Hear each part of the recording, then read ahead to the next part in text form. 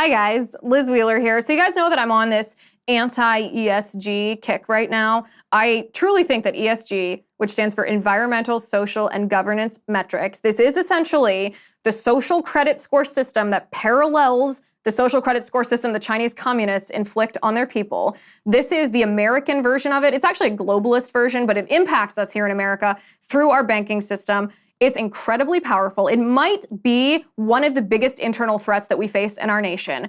I feel so strongly about this. We've talked about it endlessly on the show, but I sat down and talked to Andy Puzder about what he's doing to fight ESG. Because you and I, we can sit here and we can educate ourselves on it, and we can encourage our elected representatives to vote against it. Or in the case of West Virginia, for example, the state stopped doing business with financial firms that invest according to ESG. But Andy Puzder is following a little bit of a different playbook. He has actually created an alternative way to invest. If you, as an individual investor, you and I sitting right here, if we don't want our money to be invested by or invested in or by firms that are governed by ESG, he has created a way for you to bypass this. And it's really cool. It was a really fascinating conversation. This guy he was one of the first people who was ringing the alarm bell about ESG. And he tells me the story about how that came to be and about how he got to where he is now. So I hope you enjoy this interview. Hi guys, welcome. I'm Liz Wheeler. This is the Liz Wheeler Show. I'm sitting here at NatCon 3 in Miami, Florida. It's a great event. We're having a good time already. This is the first day, but I'm here today with a very special guest, Andy Puzder, who is the former CEO of CKE Restaurants. Thank you for sitting down with me. It's my pleasure. Glad to be here. We just got off a panel together. We did. Just a couple minutes ago, walked upstairs to this studio. We talked about ESG. And one of the things that you said in your speech during our panel, you said 2-3 years ago, if you would talk about ESG, you couldn't even fill a men's room. Yeah. And now this is the hot button topic across the United States. Take me back to the beginning of when you first realized what a threat ESG is. Where did you hear about this? When did you realize that this is what could subvert us from within? Well, it really started in the summer of 2020 when a guy named Orrin Cass, who I knew from the Romney campaign, he started a company called a think tank called American Compass, and he kind of drifted a little more to the left than me. You know, he's sort of left to center, and I'm sort of center or right of center. And and he said, "Would you debate?" There was a professor who was well known in the woke capitalism side of things. Would you debate this professor? And I said, really? I mean, I'll debate him, but this is like made up, right? I mean, woke capitalism. ESG being made up. No, woke capitalism. Oh, it's just kind of made up. He said, because the Business Roundtable had come out with this. They're no longer going to be focused on investor returns. They're now going to invest they're not going to focus on stakeholders, their customers, their employees, their suppliers, and their communities. And I said, but that's ridiculous. Those are the things you have to focus on to make a profit. What idiot CEO doesn't focus on his customers? And if you don't focus on your employees, they go away. They're your most valuable commodity. And if you don't focus on your suppliers, they supply everybody else. They don't supply you. In a pandemic, that could be a problem. And you have to be well-liked in your community. So I said, what they're saying is that they won't focus on investor returns. They'll just focus on everything that creates investor returns. And I said, this isn't for real. And they said, no, it's for real. Would you debate this guy? And I said, okay. So I debated him. And after we went back and forth, it's pandemic, so we're doing this online. And we went back and forth. And after this was over, I said, they really are serious about this. This isn't pretend. Like, where is this coming from? And so I dug into it, and I finally learned after looking at this for a long time that, in my opinion, this stakeholder capitalism, woke capitalism thing was just a reaction to these huge financial firms like BlackRock, State Street, and Vanguard pressuring businesses to adopt leftist policies. And to avoid criticism from these financial institutions, they came up with this really ridiculous, stakeholder capitalism, woke capitalism. That makes no sense. Yeah. And so that really got me thinking about ESG. I dove into it and then realized that, these people were controlling $20 trillion, just the top three. That's BlackRock, State Street, and Vanguard. controlled $20 trillion in investments of other people's money, right? And voted the shares that they purchased with other people's money. And this is what was allowing them to put pressure on American companies, because if you add these three companies together, and it's fair to add them together because they each invest in each other. If you add them together, they are the largest shareholder in 80% of the companies in the S&P 500. If you just look at BlackRock, which is the biggest, 10 trillion in assets, they are the first, second, or third largest shareholder in 80% of the companies in the S&P 500. So they wield tremendous influence over the management of the companies in which they invest. But nobody wanted to hear about that. I had to figure out entertaining ways to describe it to get people to listen. So it was a problem. Now, Justin Danhoff, who was on the panel with Justin, was out, screaming at the top of his lungs about this. But for a while, I think we were kind of like the only two, or, there weren't a whole lot of other people. Andy Alabastro at Heritage Foundation was keyed in on it, maybe Bridget Wagner, but there weren't a lot of people talking about this. And there were very few people listening about it. I actually tried to speak at a couple of events, and the people putting on this, really, can't you just talk about your capitalism, socialism thing? Do you really have to talk about this ESG investing? I said, really, it's all part of the same thing. Well, they said, we'll weave it in. So I'd weave it in, and when I got to that point, everybody's eyes would glaze over. It was like you weren't talking to anybody. There was an event in Atlanta, not Alabama, but Atlanta, that ALEC put on, the American Legislative Exchange Council. And a lot of state legislators were there. And they did a panel on ESG, and Vivek Ramaswamy, who, Vivek is also involved in this now. He's with Strive. But Vivek and I went into it together. We're pretty good friends. And we weren't on the panel, but we were just watching. And the room was packed. There was 140 room occupancy. I think they had 180 people in there, and they were turning people away. They'd make them, they'd have to watch a recording or watch it from a different room. So it's really picked up. We've obviously been successful in getting the word out, and I think that's been tremendous. Heritage Foundation has been great on this.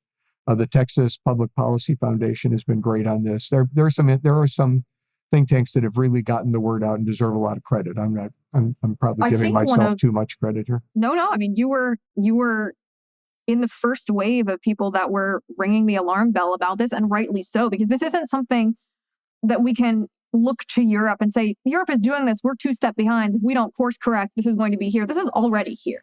ESG is already in the institutions, whether it's universities, whether it's even lower level schools, whether it's workplaces. This is already here in our banking institutions. So I want your definition of ESG, because I think that has been a key part of awareness about what this is. And it's certainly a key part of fighting back. How would you define ESG just in an elevator pitch form? I want to say, first of all, you're right what you just said about ESG and being it permeates everything, and it's here now. But you almost have to respect the left for this. This is so insidious and so broad-based, and it was so under the radar that you really have to respect them. I would say the simplest one-sentence definition would be that ESG investing is an investment philosophy where you invest to promote leftist political goals rather than to enhance returns for investors. So traditionally, you would think you invested your money, you gave them to an investment advisor, you gave them to a financial advisor, and you would think they're investing your money to make returns for you. So you could retire, maybe you can buy a house for yourself or your kids. You want returns on your assets. What isn't known is that that's not what they're doing. They're out there trying to use those funds and the shares they buy with those funds, the voting rights they get from owning those shares, to advance these leftist political issues. And so it's important for conservatives in particular, but I think really everybody should revolt against this. But particularly conservatives to understand you can't invest like you used to, because a group of misguided elites are advancing a neo-Marxist form of investing, this ESG investing, and they've overtaken the financial institutions that we all used to trust to invest our assets as prudent investors, not as political activists, certainly not as liberal crusaders. This is socialism in sheep's clothing. It's a way to empower elites to implement their policies without complying with the tenets of our democracy, our economic freedom, or our individual liberty. So it could sort of be understood as a social credit score. We maybe understand what that means because China does that for individual citizens, where they keep a tally of your behavior. Yes. And whether your behavior matches what they envision for you as a communist minion, you get upgraded or downgraded accordingly. But this ESG is a social credit score for businesses. Yeah, you don't even have to envision it. That's it. And in fact, it's not just businesses. They're now the S&P it came out and said that they were going to use S&P criteria to rate states on their bonds, to rate states for the lending. And Marlo Oaks is the treasurer of Utah. Well, there are some real heroes in this. Marlo Oaks in Utah is one. The treasurer for the state of West Virginia, who attended the event, is another. I mean, there are some real heroes out there on this issue. But Marla wrote a letter to the S&P, got Mitt Romney and Mike Lee and every really top elected official in Utah to sign on to it. There's also an article out there about ESG ratings for individuals. And maybe you can't get as good a rate on your insurance because your ESG score doesn't comply with the insurance company's requirements. Merrill Lynch actually provides its investors with an ESG score. Maybe you can't get the loan you want. Maybe your kids can't borrow the money they want. And there's an article that it's available online about individual ESG scores, which just Google that, and this article will come up, where they say things that they will consider not how many people are in your car when you drive, like what kind of car do you own, what political candidates do you support, right? What charities do you contribute to?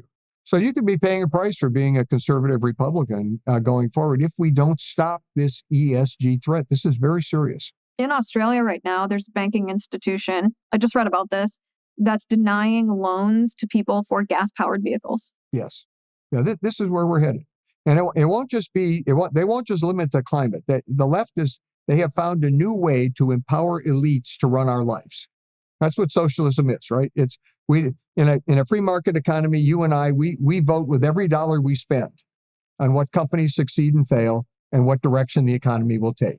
If we like Apple, we don't like BlackBerry anymore. You're probably too young to remember BlackBerry. But I didn't have one, I got to tell you. There used to be very popular phones called BlackBerries, and obviously the smartphones, and Steve Jobs just wiped them out. But we make those decisions. No, but you could see elites making the decision, well, these BlackBerries are pretty cool. This is what I've used all my life. We're just going to make BlackBerries available. This is why elites running the economy is a terrible idea. Adam Smith, if you've ever read The Wealth of Nations, and I'm sure you have, talks about the invisible hand. The invisible hand is all of us deciding the direction of the economy with every dollar we spend. That's the way to run an economy. This elitist thing is not the way to run it. We've been able to resist them in a political sense. We've held them at bay. We fought them off. So they figured another way to do it. It's called ESG investing. It is. I mean, I echo what you said before. It's very clever. It's very sneaky. Yeah. It's the definition of a conspiracy, not a conspiracy theory, of an actual conspiracy. My part of the panel, I talked about DEI and how the E is for environmental, the S is for social, the G is for governance and ESG. But the S part is essentially DEI, yes, or diversity, equity, and inclusion, which might sound neutral, might even have a positive connotation. But as the left defines them, diversity is essentially racism. It's picking and choosing people for positions based on the color of their skin, or denying other people positions based on the color of their skin. Equity is not equality. Equity is generally a very bad thing. It's tokenism. And inclusion is religious persecution. And there's no way to eradicate that from the corporate boardroom, from workplaces, from universities, unless we topple ESG. I think that's maybe the second part of the fight against ESG, is to help people understand not just that ESG exists, not just that it's here, not just what the definition is, but how it impacts every person in their day-to-day life. Yes. And critical race theory is the same way. It sounds real nice, but it's not critical of race theory at all. It's enforcing race theory. These are acronyms, or ESG, environmental, social, and governance. How bad could that be? But these are all intended, they're all a ruse, to hide from us that these are rejections of our founding principles and our Judeo-Christian values. And they're like you said, my favorite word to describe them is insidious. This is just insidious. And it's a terrible, terrible thing for the American people and for our freedoms, our liberties, and our democracy.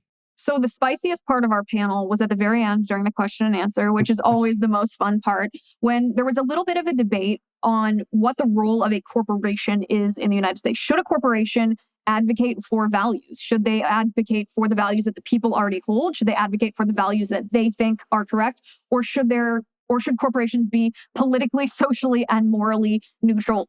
I don't want to replay the panel. And so I want people first tell me your answer, and then I want to hear your response to some of the other panelists. What role should corporations serve? Well, a corporation's primary objective should be generating returns for its investors after complying with the appropriate laws and the norms of society. Now, that's not me, that's Milton Friedman. So I don't want to take credit for what he said. And that would include donating to charities, in the course of what you're doing, because as long as for example, let's take Nike, for example. Nike came out with an ad using Colin Kaepernick, which a lot of conservatives objected to. I stopped buying Nike products. Like I said, you vote with every dollar you spend. So, but really it was a very successful ad for Nike. I don't have any objection to their having done that, because I voted. I voted against that ad, and they made money with it anyway. Now, whether that'll be the case long term or not, we're going to have to wait and see, because they obviously offended a portion of the buying public, but it wasn't their target market. To their target market, this was very appealing. That's not woke capitalism. That's just regular old capitalism. Yeah. That means, you're just doing something that generates profits. And in fact, when the CEO of Nike came out and announced the results for the quarter, he didn't come out and say, we use this Colin Kaepernick ad, we're really good guys. Yeah, we're really doing this DEI stuff, but we're losing money. Your shares are going to be worth less, and I feel bad for you. No, if he did that, he'd been fired. What he came out and said was, we did this. Yeah, we made more money. It reached our demographic. It was good. So Starbucks, Patagonia, Nike, they're not going to do ads that are going to appeal to me, because I'm not in their target market. Let me interject for a second. The Colin Kaepernick thing wasn't ESG. It wasn't a pressure from an ESG force. It was woke. It was woke. And there's a difference, though. Well, that's kind of my point. So I don't have an objection to a corporation taking a position on an issue. And I was going to say, the other side of this would be Chick-fil-A and In-N-Out used to be competitors of mine, although good companies and good friends. But they emphasize their religious values, so they're appealing to a different demographic than Starbucks, right? They're appealing to somebody else. So you're going to get that. The question is, are they being forced to do something that makes them less profitable by the people who are supposed to be focused on investing your money in profitable companies? For example, Exxon. This is a very famous incident where a little hedge fund bought a few shares of Exxon. Turns out the founder of that hedge fund used to work at BlackRock, and he wanted to put some environmentalists on Exxon's board. So he got together with Larry Fink and the guys at Vanguard, one of the other big investment funds, and they voted with him to put these environmentalists on Exxon's board. Now, Exxon's management advised voting against them. Exxon's management didn't want environmentalists on the board because they're in the oil business. It's like when I ran Carl Jr. and Hardee's, I didn't want PETA on our board because I was running a hamburger company, right? But so they put these environmentalists on Exxon's board. Now, Exxon's been selling oil fields, and by the way, who buys them? The Chinese. They've been walking away from leases. They're focused on trying to get to net carbon neutrality, which I don't think really is the goal of an oil company, although I don't mind if they do it, but I don't think it's going to increase their profits at all. So they were compelled to do something, not because they were appealing to their target market, not because they were doing what they thought they should do. They were compelled to do something because these large financial firms are extremely powerful, and they're using ESG investing to shove liberal policies down the throats of American companies. And I think that's wrong. That is wrong. That's very different. That's an important distinction. And I think, as a lot of these distinctions, it takes nuance to understand the difference between a corporation pushing a value or taking a stance on a political issue versus being forced to do so. I think that one area of our country that we've lost sight of a little bit is that corporations aren't necessarily supposed to be neutral, but they are supposed to operate in a free market where monopolies are not possible, so that if consumers don't like the position that a corporation has taken, then they have the opportunity to either enter the market with a competitive product or to buy an existing competitive product. I don't think that our elected officials have done a good job enforcing antitrust laws. Well, you just have to look what happened during the election when, was it Parler was the Yep. competitor of Twitter that started to rise up, and all of a sudden they got Amazon cut them off from their whatever the data banks The that web they had to service. use. Yeah, the web service, they cut them off. So they were sliced out and destroyed because they weren't consistent with the goals of Amazon, Google, Facebook, Twitter. So I do think that we have very, very serious antitrust problems in this country, which I do hope. And I'm not a big antitrust guy supporter, but I do see that we're having very serious problems in this country with respect to these corporations where you don't have an alternative. I mean, I'm on Twitter. I'm on Twitter because I want to reach Democrats. And that's a good way to do it. Yeah. You can You say one conservative thing and you'll get a pile on them. That's You'll have exact- conversations with a whole bunch. but you might reach like one reasonable person. Yeah. Right. And so that's worth it to try and do that.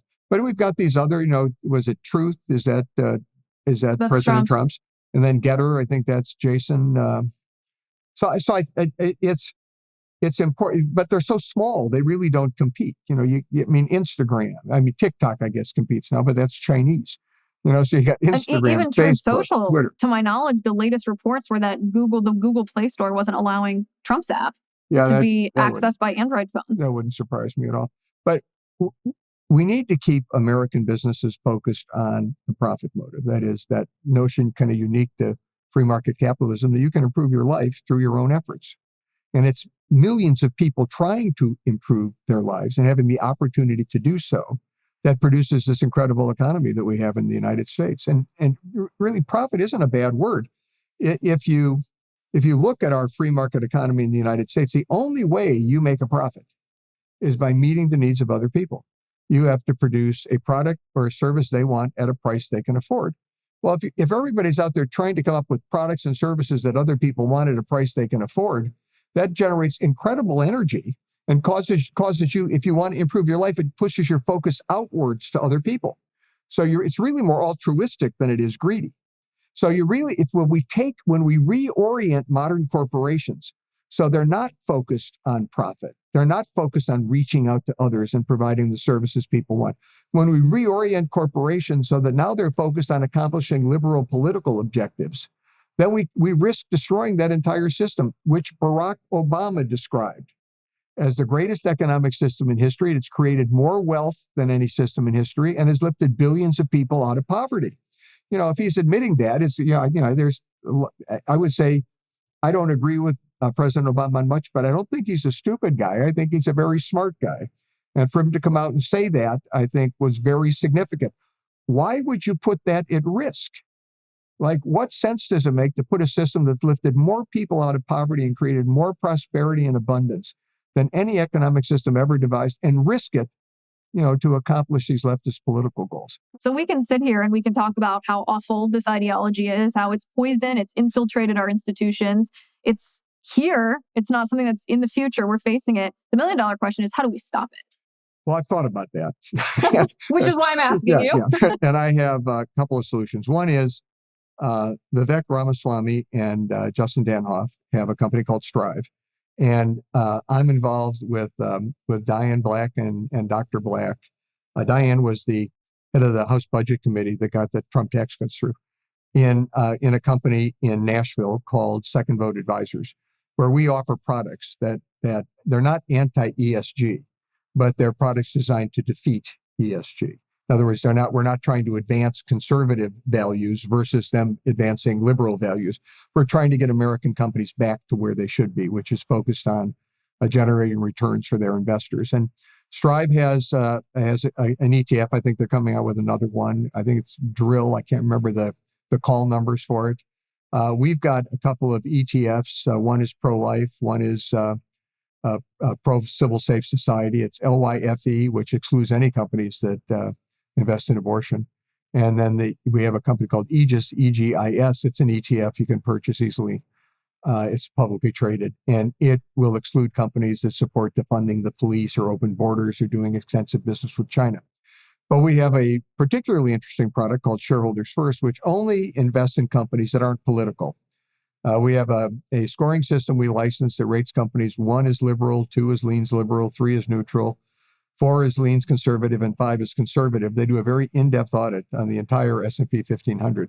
And our Shareholders First product only invests in companies that are rated a 3, because we believe that companies focused on profits will be more profitable than companies that aren't. And Really? yeah, there you go. And people always they always stare at me like when I said that in our panel today. They kind of looked up at me like I was going to say something else, but that's kind of it. I used to run a large publicly traded company, and it's hard enough to make a profit when you focus on it, let alone when you're trying to change the world pursuant to these leftist agenda items. So Second Vote and Strive are 2 companies that are where you can invest and not worry about with Strive. They won't vote the products in favor of ESG issues. They invest in the same products as BlackRock, but they vote differently. In ours, we don't include the products that conservatives would find offensive. The other thing is I drafted out some legislation about a year and a half ago when I figured out what was going on that makes it clear that ESG investing is inconsistent with fiduciary duties that financial firms owe to their investors. There are already laws in most states, and 19 attorney generals just sent a letter to BlackRock saying what you're doing violates the fiduciary duties of our state. But BlackRock's got more money than God. I mean, they're going to hire every lawyer they can to argue against that. So I drafted a legislation that just says ESG investing is inconsistent with fiduciary duties. So can't misunderstand that. End of that argument. And it also, if a state passed it, they would also take back the proxy voting authority from the firms that invest state monies. So they couldn't vote them anymore. And if you hire a proxy advisory firm to advise you as to how to vote, that firm has to agree to abide by the fiduciary duty provisions of the law. So they can't be running off on some ESG spending spree. The Heritage Foundation and ALEC, the American Legislative Exchange Council, both have model legislation based on that bill. We all work together. And this is state by state legislation. It's state by state legislation because at the federal level, until 2024, we really can't do anything. Nothing's, Biden's not going to pass anything like this. The administrative state under Biden, the SEC and the Department of Labor, are doing everything they can to advance ESG investing because a lot of them used to work for BlackRock. I mean, it's a really interesting marriage of BlackRock and the Biden administration. But this is state level legislation, and a number of states are considering it for next year. And we've got model legislation out there to make it easy for them to do so. And one of the things that I do on this show, and by the way, anybody who wants exclusive early access to interviews just like this fabulous interview, you can join us, lizwheelershow.com/locals, and you'll be able to see this before everyone else. So where do I go? lizwheelershow.com/locals. Thank you. Thank you for that. But one of the things we like to do on this show is not just talk about it, not just listen. It's deputize each other to help with this problem. We talk about what a powerful voice even emails and phone calls are to the offices of elected officials. So is there a place where individuals watching this right now, listening to this right now, can go access your legislation and send it to their state legislatures to say, listen, I'm your constituent. This is what we want for the state. Yeah, just go to ALEC, put in ALAC in Google, and then state fiduciary duty bill, and then go to Heritage and put in state fiduciary duty bill. And those bills will pop up, whichever one you want, Heritage or ALEC. And we'll try to add links underneath this episode to those bills. And encourage your state treasurer in particular to pursue this legislation. Not if you live in one of the red states, most of those treasurers don't need encouragement. They're all sort of on board with doing something about this, but it does give them, they can at least go out and say they have support. They've heard from their constituents and their support for moving forward with this kind of legislation. And if you do that, it's a big help to them. So I do that, and if you know the governor, send it to the governor. But the state treasurers, I think, will drive this. They have been. The State Financial Officers Foundation, in particular, has been instrumental. Derek Kreifels runs it. They've been instrumental in pushing this issue. I'm in their advisory board. I've spoken on this at their meetings 3 or 4 times. And the state treasurers are very interested in doing something. Okay, so as I said, Riley Moore, the West Virginia, Moore, yes, he was the West Virginia treasurer who stood up to BlackRock and said, "We're not doing business with you anymore." Great guy, very courageous man. Very courageous, and we're going to have an episode with him. Good. We're filming with him after we film with you, so This is just the beginning of a series on how we can all be empowered to take on ESG. Thank you for taking leadership on this issue. I've been fascinated sitting here listening. I really, really appreciate when there's concrete actions that can be taken, and you've done a great job. Thanks. Thanks for being on the show today. My pleasure. And my wife says I can't help myself, so I don't know how much credit I deserve. But she said if I stop it, she wants a divorce, I'll drive her nuts. So, well, on behalf of the American people, we thank her for the motivation for you keeping working, because clearly you're being effective. Thank you all for watching this special episode of The Liz Wheeler Show. I'm Liz Wheeler. Go to lizwheelershow.com/locals and join us over there for a continued conversation on this topic.